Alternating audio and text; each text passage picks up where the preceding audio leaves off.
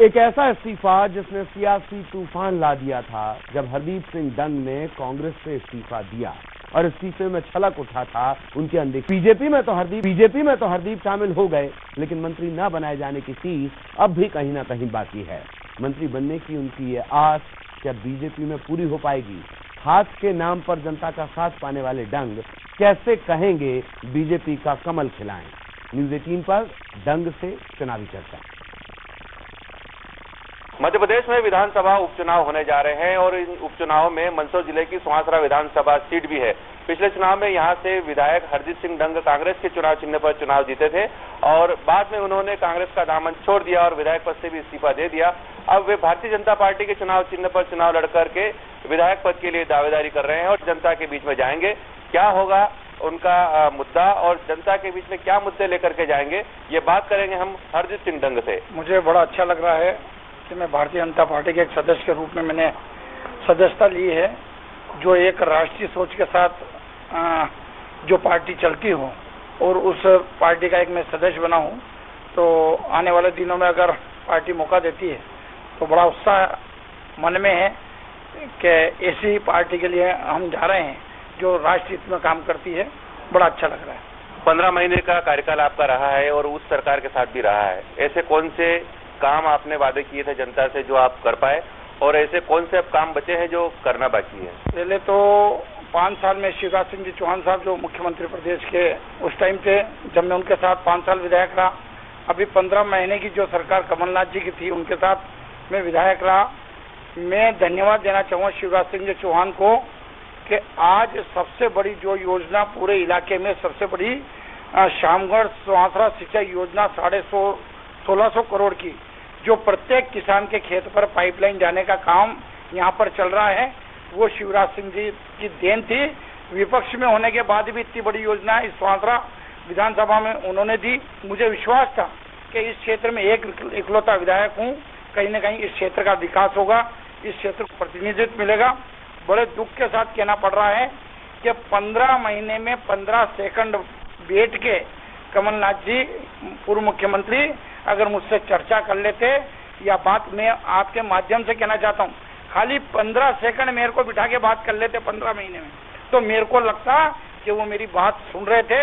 आप अगर फिर से यहाँ से विधायक बनते हैं, जनता आपको चुनती है, तो क्या आपकी ऐसी आकांक्षा है, क्या जनता की मांगे हैं जो पूरी करेंगे? प्रतिनिधित्व का अर्थ होता है मंत्री बनना खुद के लिए नहीं, वो मंत्री अगर कोई भी क्षेत्र का बनता है तो उस क्षेत्र की जनता इसलिए खुश होती है, प्रसन्नता व्यक्त करती है कि उस क्षेत्र को प्रतिनिधित्व, एक तो आपका कार्यकर्ता पार्टी मजबूती प्रदान होती है, दूसरे में क्षेत्र का विकास होने की संभावनाएं ज्यादा हो जाती है। बड़ा मुद्दा था 2018 के चुनाव में किसानों का कर्ज माफी का, और कर्ज माफी नहीं हुई। कई किसान नाराज चल रहे थे और उसमें कहीं न कहीं से नाराजगी आपको भी झेलना पड़ रही कि आप भी विधायक थे और किसान नाराज है कि आपने कर्ज माफ करवाया नहीं। अब चूंकि फिर भाजपा की सरकार आ गई है, क्या लगता है आपको? ये बहुत बड़ा मुद्दा है। किसानों के साथ अगर सबसे बड़ा छलावा हुआ है तो किसान ऋण माफी का छलावा। ये कहते हैं कि हमने माफ करे, मैं कहता हूँ, मैं खुद वहाँ का, मेरे खुद ने प्रमाण पत्र बांटे हैं।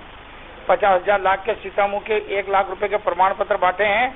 उनके आज तक रुपया उनके खाते में जमा ना होना सबसे दुख की बात है। अब क्या करेंगे आप किसानों के लिए, क्योंकि किसानों को बड़ी उम्मीद है आपसे और आपकी सरकार से? बिल्कुल सही बात है कि अभी मेरा जो बाढ़ पीड़ित व्यक्ति किसान थे यहाँ पर 100% जो ऋण मुआवजा की जो बात हुई थी उसमें 25% किसानों को उनकी राशि मिल चुकी है। 75% राशि जो बाकी है, मैंने माननीय मुख्यमंत्री जी को लेटर लिखा है कि 75% राशि जो बाकी है उनको दी जाए और कम से कम जो ये ब्याज लग रहा है 2 लाख रुपए पर, इसके लिए भी कोई निर्णय लिया जाए जिससे किसानों को राहत मिल सके। जो 8 लेन है और रेलवे है, इसका उपयोग करके यहाँ के किसानों को उन्नत बनाया जाए, ऐसी कोई योजना दिमाग में है कि कृषि आधारित यहाँ पर उद्योग लगे?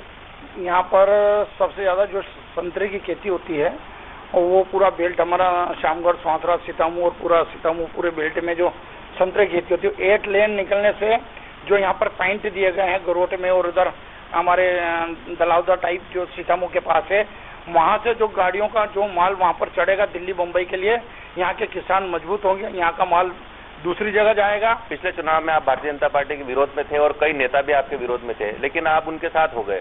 तो क्या सामंजस्य बैठ पाएगा या कोई आपका विरोध पार्टी में होगा? सबसे बड़ी बात है कि दिक्कत उसको आती हो जिसने बदले की भावना से कभी काम करा हो। मैं कांग्रेस का विधायक, जिला पंचायत और सरपंच रहा, कभी द्वेषता से मैंने किसी के साथ कोई काम नहीं करा। मैं विधायक था तब मैं बीजेपी के मित्र भी मिलने आते थे, कांग्रेस के भी मिलने आते थे। जो मुझसे बंद पड़ता था, ईश्वर के आशीर्वाद से मैं उनकी मदद करता था। और आज खुशी इस बात की है कि जब मैं भारतीय जनता पार्टी में आया हूं तो यहाँ का प्रत्येक कार्यकर्ता, नेता पूरा आशीर्वाद दिल से देने को तैयार है। और भारतीय जनता पार्टी वो पार्टी है जो संगठन के आधार पर चलती है और मुझे विश्वास है कि प्रत्येक कार्यकर्ता एक कमर कस के बैठा है। तो ये थे पूर्व विधायक हरजीत सिंह डंग, जो पहले कांग्रेस के चुनाव चिन्ह पर यहाँ से विधायक बने थे और कांग्रेस को छोड़ करके वो भारतीय जनता पार्टी के परिवार में शामिल हो गए। और उनको उम्मीद है कि जो काम मेरे विधायक रहते शिवराज सिंह जी चौहान ने किए थे वो कमलनाथ जी नहीं कर पाए। और मुझे दुख इस बात का था कि मैं एकमात्र विधायक होते हुए भी क्षेत्र का विकास कमलनाथ जी की सरकार में नहीं करा पाया। और एक बार फिर अगर जनता उन्हें अवसर देती है तो वे भारतीय जनता पार्टी और मध्य प्रदेश की शिवराज सिंह चौहान की सरकार के साथ इस क्षेत्र का तेजी से विकास करेंगे। नरेंद्र धनोतिया, न्यूज़ 18, मंदसौर।